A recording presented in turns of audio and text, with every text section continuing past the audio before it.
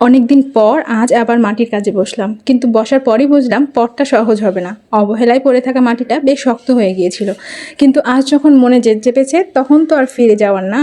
কিছুটা পানি দিয়ে বেশ কিছুক্ষণ ময়ান করে মাটিটাকে যখন একটু নরম করলাম তখন মনে হলো যাক, এবার অন্তত কিছু একটা বানানো যাবে। কিন্তু সমস্যা হলো মনে কোনো নির্দিষ্ট কোনো ডিজাইন ছিল না, আর প্রফেশনাল কোনো টুলসও হাতের কাছে ছিল না। হাতরে দেখলাম আশেপাশে কি আছে, চোখের সামনে যা পেলাম তা দিয়েই শুরু হলো আমার আজকের এক্সপেরিমেন্ট।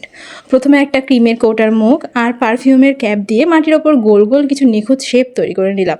তারপর একটা মেকআপ ব্রাশের পেছনের অংশ আর টুথপিক দিয়ে চললো বাকি টেক্সচার আর সূক্ষ্ম লাইনের কাজটা করতে করতে নিজেরই খুব হাসি পাচ্ছিল, আবার অদ্ভুত এক আনন্দও হচ্ছিল।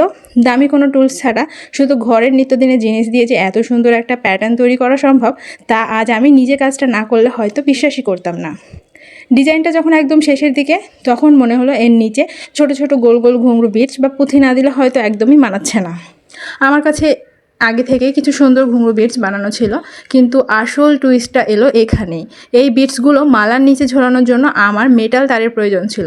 তার তো পেলাম, কিন্তু সেই শক্ত তার কাটার জন্য যে কাটিং প্লাস বা যন্ত্রের প্রয়োজন তা আমার কাছে ছিল না। প্লাস ছাড়া তার কাটা যে কতটা যন্ত্রণা তা যারা এই কাজটা করে তারাই হয়তো ভালো জানবেন। বিটস না দিলে মালাটা সৌন্দর্য অর্ধেক হয়ে যাবে। অনেক খোঁজাখুঁজির পর পুরনো একটা তারের টুকরো পেলাম, যেটা আমি টুলস হিসেবেই ব্যবহার করতাম। একটা কলমের সামনের অংশে আমি লাগিয়েছিলাম, সেইটাই বের করে একটি ঘুঙরু বিটসে আমি জুড়ে দিলাম। নিচের সমস্যাটা তো মিটলো, কিন্তু মালার মেন কর্ড বা সুতো ঝুলানোর জন্য ওপরে যে তার বা লুপ লাগবে। অনেক ভাবার পর একটা আইডিয়া পেলাম। একটি কাঠির সাহায্যে পেন্ডেন্টটির ঠিক মাঝখান দিয়ে আড়াআড়িভাবে একটা নিখুঁত ফুটো তৈরি করে নিলাম। ব্যাস, এর ভিতর দিয়েই খুব সহজে মালার সুতো দেওয়া যাবে, কোনো প্লাস বা এক্সট্রা মেটালের ঝামেলা রইল না।